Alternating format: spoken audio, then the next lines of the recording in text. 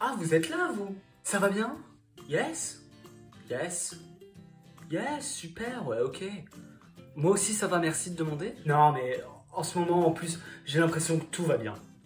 Tout roule, tout zigouille, tout roucoule. Les bars, cinéma, restaurants, théâtre, commerce et compagnie reprennent petit à petit vie. Le pass culture fait son apparition dans toute la France.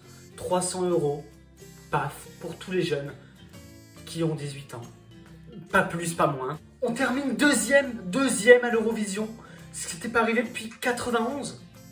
Voilà. Et Lille est champion de France. L'un des meilleurs attaquants du football rejoint les Bleus. Plus de 5 ans après sa dernière sélection, Karim Benzebak, pour l'Euro qui arrive dans quelques semaines. La vaccination est ouverte pour tous les majeurs. L'été pointe le bout de son nez. Le soleil est enfin revenu. Ça fait du bien après un mois de mai qui a été plutôt moche et plutôt long. Maintenant, une question demeure. Et attention parce que ça va aller vite. Mais qu'est-ce qui s'est passé?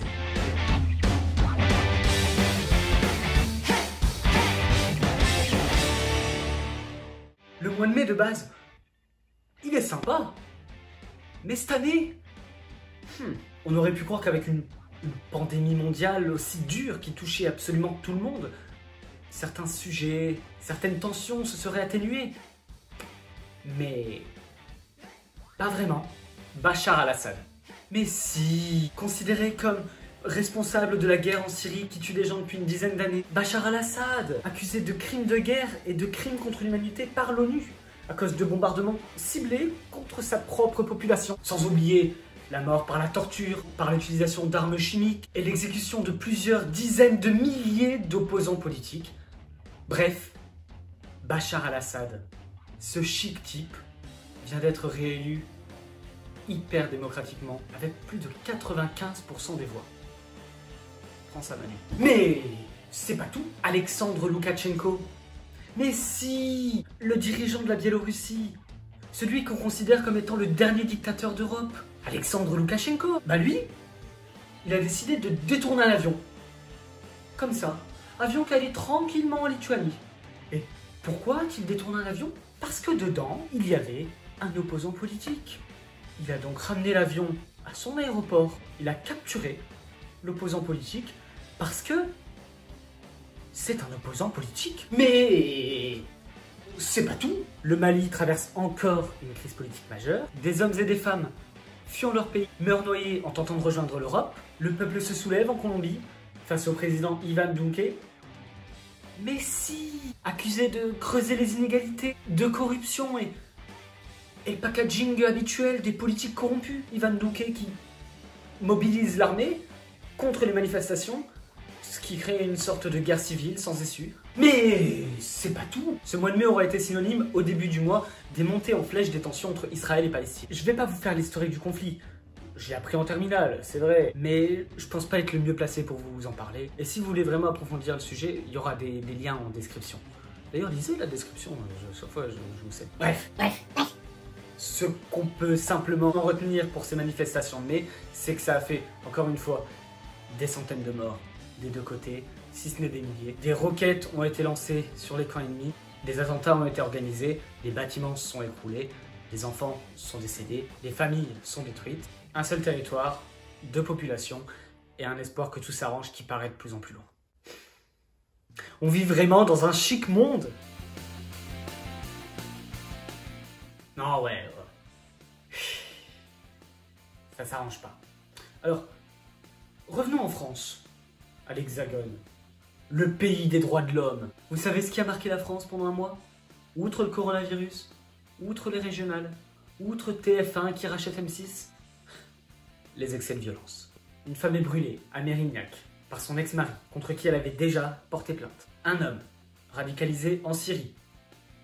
Cette Syrie-là, pas cette Syrie-là, tue son patron et un collègue dans les Cévennes. Des disputes d'adolescents se terminent en bain de sang, avec notamment le meurtre pendant ce mois de Mathéo ou de Marjorie. En Dordogne, un ex-militaire pète un plomb et au lieu d'écrire une tribune, il menace son ex-femme et tire sur les forces de l'ordre pendant qu'une policière est blessée au couteau à Nantes, qu'un policier est tué par balle à Avignon par un individu de 20 ans, ou qu'un policier encore, de 50 ans, est blessé grièvement par des projectiles dans la Loire. Mais, pendant ce temps, on a le chef de la police, le ministre de l'Intérieur, El famoso Gérald Darmanin, qui, si mobilisé, manifeste avec les policiers.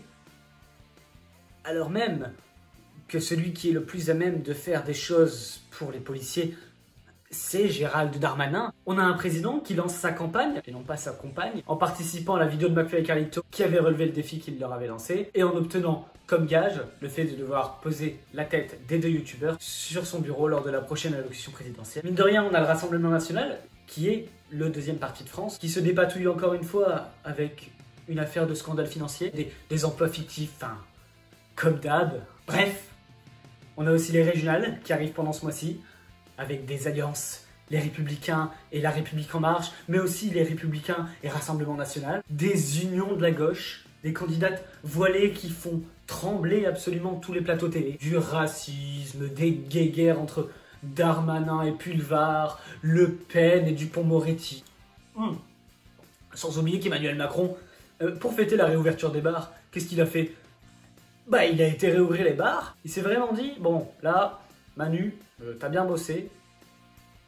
On va prendre un verre, puis 2, puis 3, puis 4, puis 5. C'est pour vous. Allez, c'est pour vous. Santé. Mais bon, on a encore en droit d'espérer des jours meilleurs. Gardons espoir, car mai ça aurait été un mois de belles avancées contre le Covid. La vaccination accélère, ce qui a permis de réouvrir tout ça, même si l'Organisation mondiale de la santé a dit que pour plus entendre parler de pandémie, il fallait qu'au moins 70% de la population mondiale soit vaccinée. Mais on s'en approche, on y arrive, oui. Si on arrive aujourd'hui à ressortir et si on arrive un jour à enlever nos masques, c'est grâce à tous ces gens qui sont allés se prendre une dose, puis 2. C'est aussi grâce à Guillaume Rosier, qui a développé les applications Covid Tracker qui suivaient l'évolution du virus, ainsi que Vitmados qui a permis à beaucoup de gens de trouver des créneaux de vaccins disponibles près de chez eux. D'ailleurs, Guillaume Rosier a fait ça bénévolement et va recevoir l'Ordre National du Mérite. Dans tous les cas, le pass sanitaire a été adopté. Alors attention, c'est pas nécessaire pour aller au restaurant, pour aller au cinéma ou pour aller aux toilettes chez mamie. Le pass sanitaire, vous en avez besoin pour rejoindre un événement où il y a plus de 1000 personnes, un festival, un concert, une fête bretonne. Et le pass sanitaire, c'est 3 choses. Une attestation de vaccin, le résultat d'un PCR ou la preuve que vous avez eu le Covid très récemment. Et bah voilà ce que c'était mai. J'essaye d'être plus concis, d'être plus rapide. Je sais que vous n'avez pas le temps, je sais maintenant les bars ont réouvert, qu'est-ce que vous allez faire devant une vidéo. En tout cas, merci de me suivre. Tout ce que j'essaye, c'est de vous permettre de savoir ce qui s'est passé pendant un mois, juste nous rappeler ensemble ce qui nous est tombé sur la tête. Maintenant, si vous avez un peu de temps quand même, vous pouvez vous amuser à compter le nombre de mai que j'ai dit dans cette vidéo. Le marquer en commentaire. N'hésitez pas à me faire des retours et tout, ça me fait beaucoup avancer. Qu'est-ce qui va se passer en juin? Enfin, on voit ça dans un mois. Allez. Bisous.